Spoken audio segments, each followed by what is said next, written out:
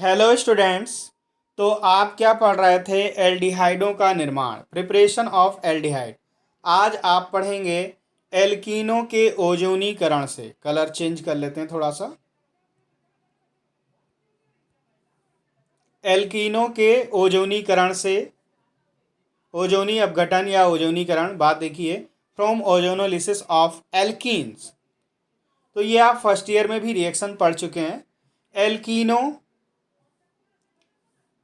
एल्कीने ozone के साथ अक्रिय विलायक जैसे कार्बन टेट्राक्लोराइड में ओजोनाइड बनाती हैं। ओजोनाइड जिंक चूर्ण के साथ तथा जल से विदलित होकर टूटकर अपचयित विदलन होकर एल्डिहाइडों और कीटोनों के दो अणु या दोनों मिश्रण देती हैं। वे एल्डिहाइड और कीटोन के दो दो अणु देंगे या दोनों का मिश्रण, यानी कि एल्डिहाइड और कीटोन दोनों होगा। यह अभिक्रिया में भाग लेने वाली एल्कीनों के संरचना पर निर्भर करता है। इस क्रिया में एल्कीनों का अपचय ओजोनीकरण कहते हैं। क्या कहते हैं? इस क्रिया को एल्कीनों का अपचयिक ओजोनीकरण कहते हैं। उदाहरण देखिए बेटा, तो रिएक्शन बड़ा आसान है। यहाँ पर देखो बेटा, हमने एथिलीन लिया है और ये कार्बन टेट्राक्लोराइड इसमें, तो ये रिएक्ट तो करेगा नहीं, ये केवल घोलने के लिए प्रयोग, ओजोन की क्रिया होगी। तो देखो बेटा, यहाँ पर ये बॉन्ड टूटता है, ध्यान दीजिए क्या होगा। ये बॉन्ड टूटेगा इसके जगह पर और ये वाला दूसरा वाला बॉन्ड टूटेगा आपका। तो क्या होगा, यहाँ से बॉन्ड टूटेगा, ऑक्सीजन जुड़ जाएगा, इससे ऑक्सीजन जुड़ेगा, इससे ऑक्सीजन जुड़ेगा और दो ये, तो दोनों एडजस्ट हो जाएंगे ये आपका। और यहाँ पर बेस CH2, ये इससे जुड़ गया, ये इससे जुड़ गया और ये इससे जुड़ गया, तो आपका ये बन गया आपका एथिलीन ओजोनाइड। अब देखो बेटा, इसका हम जल अपघटन कराएंगे, जिंक के साथ जल, जिंक चूर्ण का जल अपघटन। अब देखो बेटा, जैसे कराएंगे ये बॉन्ड ऐसे टूटेगा और ये बॉन्ड ऐसे टूटेगा। तो ध्यान दो बेटा, ये कलर थोड़ा सा चेंज कर लें, तो जिंक ऑक्साइड बनेगा और जो जल से मिलके जिंक हाइड्रोक्साइड बना लेता है, Zn जिंक ऑक्साइड, और ये जल से मिक्सित होके जिंक हाइड्रोक्साइड बना लेगा, ये निकल जाएगा। और यहाँ पर क्या हुआ बेटा, देखो ये जब बॉन्ड टूटेगा, ये वाला बॉन्ड, तो यहाँ पर और ये बॉन्ड, तो कार्बन पे एक पे पॉजिटिव और यहाँ पर नेगेटिव आ जाएगा, पॉजिटिव नेगेटिव मिलके बॉन्ड बना लेंगे। तो आपका ये H2C डबल बॉन्ड ये आ गया। तो इसको हम लिख सकते हैं, और ये दोनों यही एक ही आ रहे हैं, तो इसका मतलब ये क्या है, HCHO, ये फॉर्मल्डिहाइड बन गया। तो दो अणु फॉर्मल्डिहाइड के बन जाते हैं। क्या बन गए आपके? दो अणु फॉर्मल्डिहाइड और प्लस जिंक हाइड्रोक्साइड। यहाँ पे लिखा नहीं है लेकिन ऑलरेडी निश्चित है कि जिंक हाइड्रोक्साइड आएगा, ये भी आप लोग लिख लेंगे ताकि कोई कंफ्यूजन ना हो।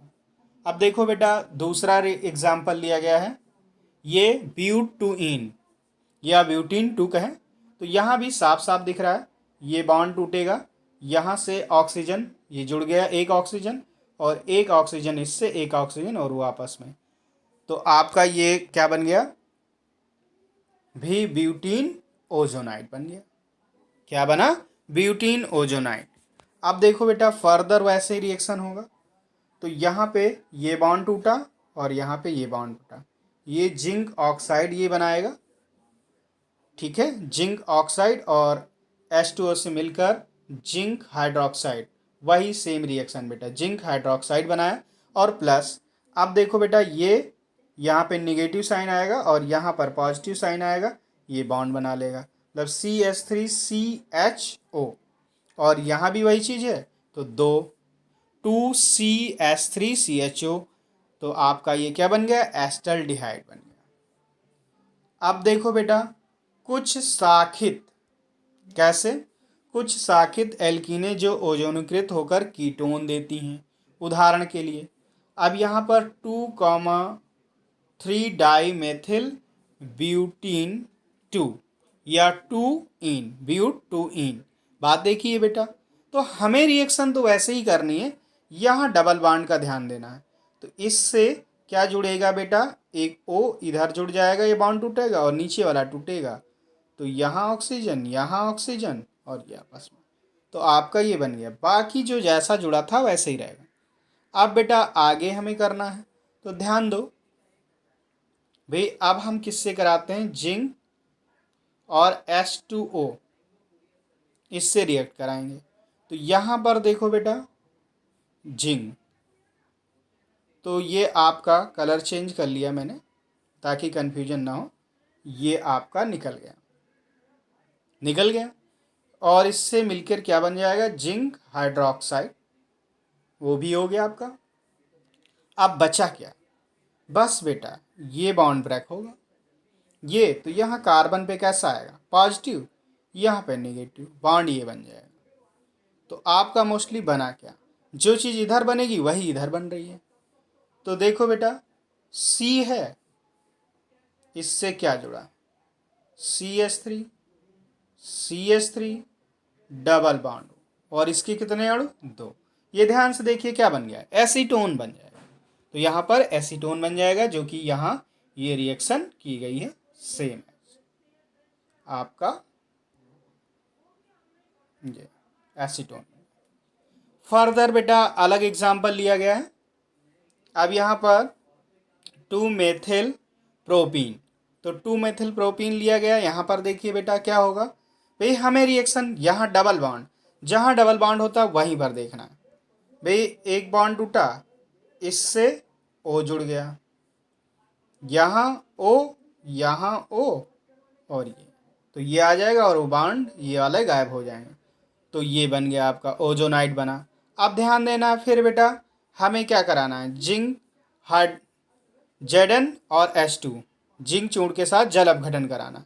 तो सीधा फंडा है आपका, ये वाला O इस Zn से जिंक ऑक्साइड बनाएगा और फिर जिंक हाइड्रोक्साइड के रूप में निकल जाएगा। अब बात रही दूसरी वाली, यहाँ पे ये ब्रेक होगा बेटा, ये ब्रेक होते यहाँ पे पॉजिटिव है, यहाँ पे नेगेटिव, बॉन्ड डबल हो जाएगा।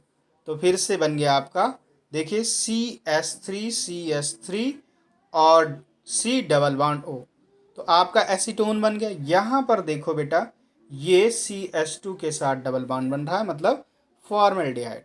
तो यहाँ पे एक एल्डिहाइड आ रहा है और एक कीटोन आ रहा है, तो फॉर्मल्डिहाइड और एसीटोन बन गया। तो आपके या तो दोनों एल्डिहाइड होंगे या दोनों कीटोन बनेंगे, या एक एल्डिहाइड और एक कीटोन बनेगा, जैसा आपको एल्कीन हो।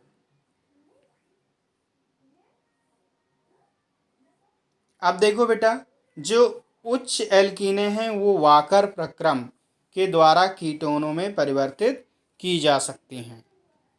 किस में बदली जा सकती हैं, कीटोनों में।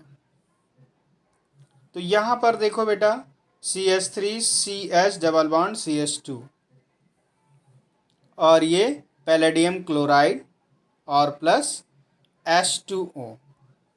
तो यहाँ पर हो क्या रहा है ये ध्यान देना है। देखो बेटा यहाँ से सीधा सीधा ये H2 और ये 2HCl निकल गया, पैलेडियम आपका निकल गया। अब देखो बेटा जो ऑक्सीजन है वो क्या हो जाएगा, ऑक्सीकृत। तो यहाँ पे पहले बॉन्ड टूटेगा, ये बॉन्ड एक टूटा और इससे ऑक्सीजन जुड़ जाएगा। तो आपका ये बनेगा CH3CH, एक बॉन्ड रहा और यहाँ CH2 और इससे बेटा O जुड़ेगा। अब देखो बेटा यहाँ होना क्या है, होना कुछ नहीं है, यहाँ पर बेटा रीअरेंजमेंट रिएक्शन होगी। तो रीअरेंजमेंट कैसे होगा ये ध्यान देना।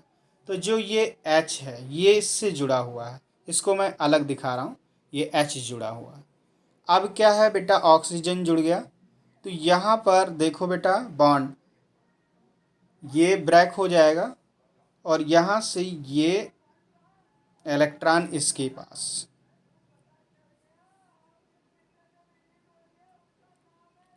या ऐसे यहाँ पर हाइड्राइड, तो ये वाला H जो है आपका यहाँ चला जाएगा और ये बॉन्ड बना लेगा। तो आपका जो बना CH3 सिंगल बॉन्ड CO और फिर यहाँ CH3 आपका एसीटोन बन गया। इस प्रकार ये रिएक्शन रीअरेंज हो जाएगी। तो इसको हम क्या कहते हैं? वाकर प्रक्रम, वाकर प्रोसेस।